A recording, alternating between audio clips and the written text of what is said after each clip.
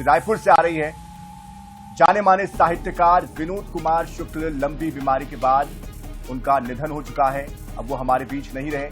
इस साल ही उनको ज्ञानपीठ पुरस्कार से सम्मानित किया गया। 1 जनवरी 1937 राजनांदगांव में उनका जन्म हुआ था।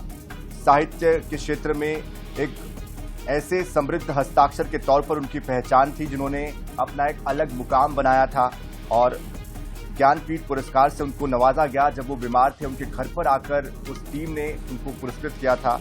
लगातार अपनी रचनाओं के लिए विनोद कुमार शुक्ल जाने जाते हैं, न सिर्फ देश बल्कि विदेशों में भी। तो कई रचनाएं उन्होंने लिखी थी। तो ये बेहद दुखद खबर, श्वास लेने में उनको तकलीफ हो रही थी। लगातार एम्स में उनका इलाज चल रहा था। कई दिग्गजों ने उनसे मुलाकात भी की, लेकिन पिछले लगभग 3 से 4 दिनों से वेंटिलेटर पर ही वो श्वास ले पा रहे थे। ऐसे में अब ये दुखद खबर आई है। 1 जनवरी 1937 को राजनांदगांव में उनका जन्म हुआ था और अब लंबी बीमारी के बाद उनका निधन हुआ है। तो ये साहित्य जगत के लिए और साहित्य को पसंद करने वाले, कला को पसंद करने वाले तमाम उन पाठकों के लिए एक दुखद खबर है कि हमारे बीच अब जाने माने साहित्यकार विनोद शुक्ल नहीं रहे। तो कई कविताएं और कहानियां उन्होंने लिखी है। कुछ ऐसी कविताएं हैं जो कि लगभग तमाम वो लोग जो साहित्य को पसंद करते हैं, इन कविताओं को पसंद करते आए। हताशा से एक व्यक्ति बैठ गया था, ये उनकी कविताओं की कुछ शीर्षक है। आंख बंद कर लेने से कितना बहुत है। तो ये जो कविताएं हैं, इसको अगर आप पढ़ेंगे या सुनेंगे तो आपको लगेगा कि आप अपनी बात आप कर रहे हैं। उनकी खासियत भी रही है कि वो आपके अंदर की जो भावनाएं हैं उसको सजीव कर देते थे अपनी लेखनी से। और इस तरह की भाषा या इस तरह की सहज सरल भाषा कहना चाहिए, उसका इस्तेमाल वो करते थे जिससे कि हर आम और खास आसानी से उनसे जुड़ जाता था। तो उनकी ही एक कविता को अगर हम याद करें, कितना बहुत है। विनोद कुमार शुक्ल लिखते हैं कि कितना बहुत है परंतु अतिरिक्त एक भी नहीं है। एक पेड़ में कितनी सारी पत्तियां, अतिरिक्त एक पत्ती नहीं है। एक कोपल नहीं अतिरिक्त, एक नक्षत्र अनगिनत होने के बाद अतिरिक्त नहीं है। गंगा अकेली एक होने के बाद। तो ये जो शब्द हैं उनके, ये किसी को भी उनकी भावनाओं से जोड़ दे, किसी को भी उनके जो कहना चाहिए कि उनकी जो संवेदनाएं हैं उससे जोड़ दे। और इसीलिए शायद विनोद कुमार शुक्ल का अपना एक अलग, उनका एक लहजा था, उनकी एक अलग शैली थी, उनका एक अलग तरीका था, जिसकी वजह से ही उनको साहित्य के क्षेत्र में जो सबसे सर्वोच्च सम्मान ज्ञानपीठ पुरस्कार होता है उससे सम्मानित किया गया। तो विनोद कुमार शुक्ल लंबी बीमारी के बाद अब हमारे बीच नहीं रहे, लेकिन जो तमाम उनके साहित्य के प्रेमी हैं वो सभी आज, जाहिर सी बात है, बहुत ज़्यादा दुखी करने वाली उनके लिए खबर है। तो बहुत से लोगों ने जाकर उनसे मुलाकात भी की है। तो हाल ही में उनकी जो पुस्तकें थी या जो उनके साहित्य संग्रह थे उसको लेकर कई तरह के उनको सम्मान तो मिले ही मिले हैं, लेकिन सबसे ज़्यादा बिकने वाली पुस्तकों में भी उनका नाम शुमार होता है। ऐसे में छत्तीसगढ़ जैसी जगह से अपने आप को विश्व के पटल पर स्थापित करना, ये भी एक बहुत ही महत्वपूर्ण ख्याति है उनकी, जिसकी वजह से भी उनको जाना जाता है। और छत्तीसगढ़ में भी कोई इस स्तर के साहित्यकार यहाँ पर है मौजूद, इसके बारे में देश दुनिया को उन्होंने बताया कि आखिर लेखनी कहीं से भी लिखी जा सकती है, कल्पनाएं और रचनात्मकता कहीं से भी उसकी कोपले देखी जा सकती है। तो उनका जो काम था वो अपने आप में बेहद शानदार, बेहद जानदार था। उनका काम उनकी रोशनी था जो कि दुनिया के कई बड़े शहरों, कई बड़े देशों तक पहुंचा। और इसीलिए उनसे मिलने वालों का जो तांता था वो अक्सर लगा रहता था।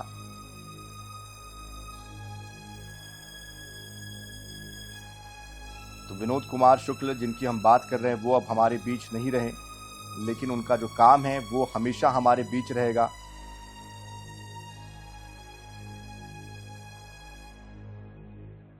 तो उनकी खासियत थी कि वो चाहे सुख हो, चाहे प्रेम हो, चाहे सरोकार हो, सभी जो भाव थे उनका संग्रह करते थे। और कहीं ना कहीं उनके जो कविताएं थी, जो उपन्यास थे, जो कहानियां थी, वो इसी बात की वजह से लोगों के बीच लोकप्रिय भी हुए।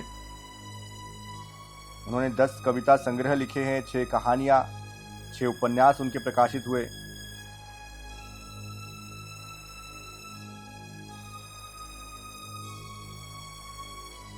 हिंदी गौरव सम्मान उत्तर प्रदेश की तरफ से उनको दिया गया, तो वही राष्ट्रीय मैथिली शरण गुप्त सम्मान शिखर सम्मान भी मध्य प्रदेश सरकार की तरफ से उनको मिल चुका था। रजा पुरस्कार, दयावती मोदी कवि शेखर सम्मान, रघुवीर सहाय स्मृति पुरस्कार और दीवार में एक खिड़की रहती थी के लिए भी साहित्य अकादमी और ज्ञानपीठ पुरस्कार की तरफ से उनको सम्मानित किया गया, जो हाल ही का है।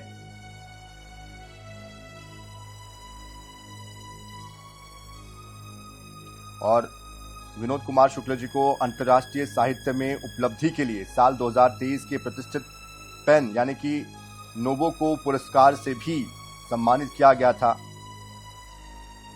और हाल ही में उनकी जो पुस्तक आई थी केवल जड़ें हैं, वो उसके लिए भी लोगों के बीच चर्चा का विषय बने रहे।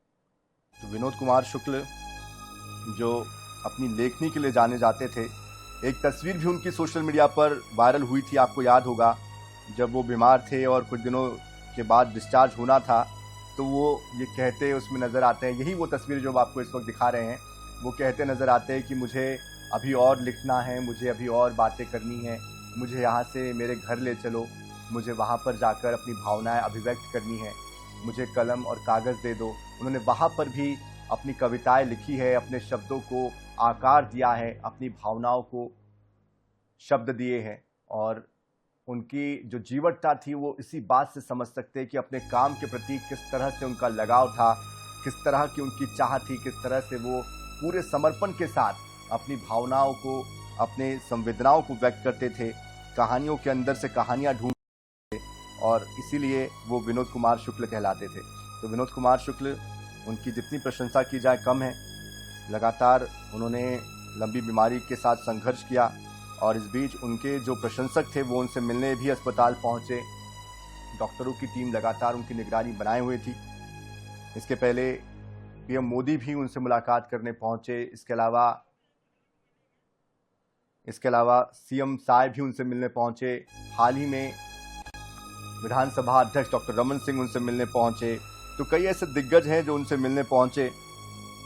सभी ने उनका हालचाल जाना और उनके स्वास्थ्य लाभ की कामना की, लेकिन शायद ईश्वर को कुछ और ही मंजूर था। और इस बीच हमारे साथ उचित शर्मा जी जुड़ चुके हैं, वरिष्ठ पत्रकार हैं उचित शर्मा जी। उचित जी, बेहद दुखद ये खबर आई है, विनोद कुमार शुक्ल अब हमारे बीच नहीं रहे। कैसे उनको आप याद करते हैं, कैसे अपनी संवेदनाएं उनके प्रति व्यक्त करते हैं?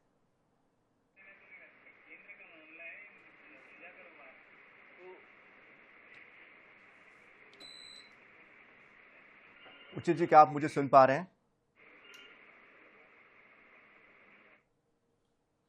चलिए, दोबारा हम संपर्क साधने की कोशिश करेंगे, लेकिन जिस तरह की ये खबर आई है, ये स्वीकार करना बड़ा मुश्किल हो जाता है जब आप किसी साहित्य प्रेमी हो और साहित्य के प्रति आपका लगाव हो कि आपके पसंदीदा साहित्यकार अब इस दुनिया में नहीं रहे। इस बीच हमारे साथ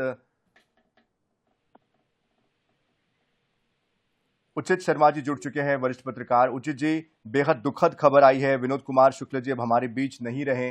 कैसे उनको आप याद करते हैं, कैसे अपनी संवेदनाएं उनके लिए व्यक्त करते हैं? देखिए, ये छत्तीसगढ़ अपने आप में बड़ा दुखद आज विषय रहा है, क्योंकि इतने बड़े साहित्यकार, उसमें कहूँ तो छत्तीसगढ़ के एक रुद्राक्ष के रूप में मैं उनको देखता हूँ।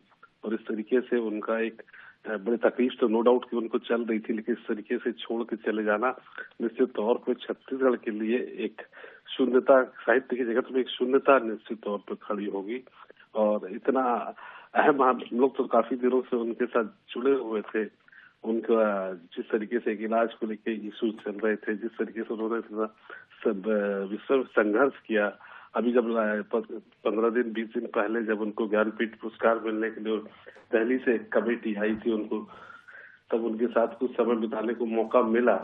लेकिन अभी बड़ा दुखद है कि उनकी ये खबर सुन पाना, नो डाउट कि छत्तीसगढ़ कहीं संपूर्ण देश के लिए इस साहित्य दुनिया के लिए बड़ी क्षति के रूप में इसको देखते हैं। वो छत्तीसगढ़ के जरूर थे, लेकिन उन्हें हिंदुस्तान का हर वो व्यक्ति जो साहित्य से जुड़ा हो या ना जुड़ा हो, लेकिन विनोद कुमार शुक्ल को लेके लोगों को बड़ी सुखद में कहूँ कि समय बोल पाना बहुत मुश्किल होगा, क्योंकि उनकी एक एक चीजें, एक एक बातें, अभी 10-20 मिनट पहले ही उनकी जो खबर आई इस समय कुछ बोल पाना भी संभव नहीं हो पा रहा है।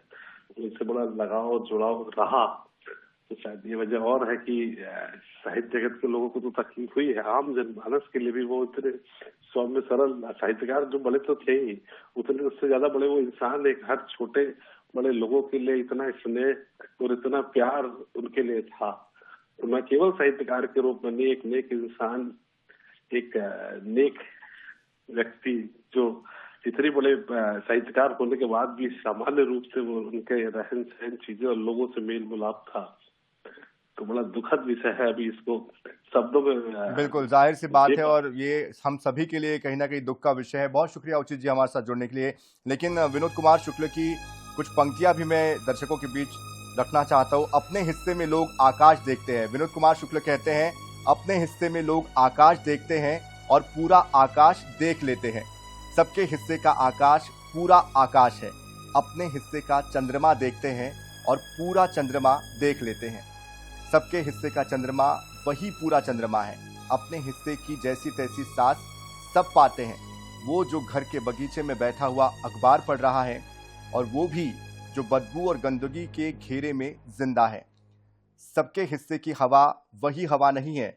अपने हिस्से की भूख के साथ सभी नहीं पाते अपने हिस्से का पूरा भात। बाजार में जो दिख रही है तंदूर में बनती हुई रोटी सबके हिस्से की बनती हुई रोटी नहीं है। जो सबकी घड़ी में बज रहा है वो सबके हिस्से का समय नहीं है इस समय। और अपने हिस्से में लोग आकाश देखते हैं। तो ये जो पंक्तियां हैं ये बताती है कि किस तरह से लोगों के जीवन को वो देखते थे, कैसे उनकी भावनाओं को, उनके जीवन को बहुत ही सहज अंदाज में। और इस बीच हमारे साथ RM तिवारी जी हैं जो कि जनरल मैनेजर हैं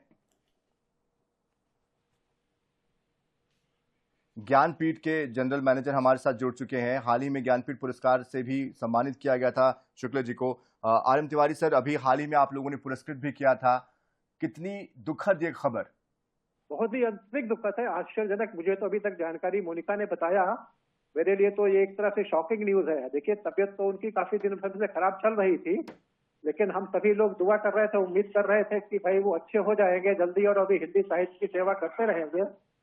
लेकिन दुर्भाग्यवश उनका निधन हो गया। देखिए, भगवान की इच्छा के आगे किसी की कोई बस नहीं है और छत्तीसगढ़ शासन भी अपनी तरफ से पूरी मदद कर रही थी। उनकी जो भी बेहतर सुविधाएं थी उनको दी जा रही थी, लेकिन ये बड़ी ही एक हिंदी साहित्य के लिए एक अपूर्णीय क्षति है।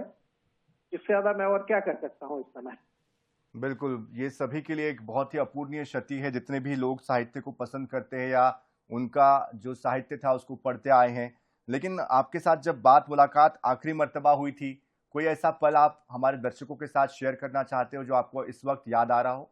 मेरी उनसे बहुत ही संक्षिप्त 3-4 बार ही मुलाकात हुई, लेकिन जब भी मुलाकात हुई वो बड़े प्रेम पूर्वक बातचीत उन्होंने किया और परिवार में भी, और जो मतलब प्यार और सम्मान उन्होंने मुझे दिया उसका मतलब शब्दों में बखान नहीं किया जा सकता है। वो बिना किसी मतलब इतने बड़े कवि लेखक होते हुए भी उनके अंदर सबसे बड़ी चीज थी अहंकार नाम की कोई चीज नहीं थी। वो बड़ी सादगी से सब रहते थे और उसी सादगी से, उसी प्रेम पूर्वक सभी से बातचीत किया करते थे। चलिए, बहुत शुक्रिया हमारे साथ जुड़ने के लिए RM तिवारी जी। GM ज्ञानपीठ अकादमी हमारे साथ जुड़े थे।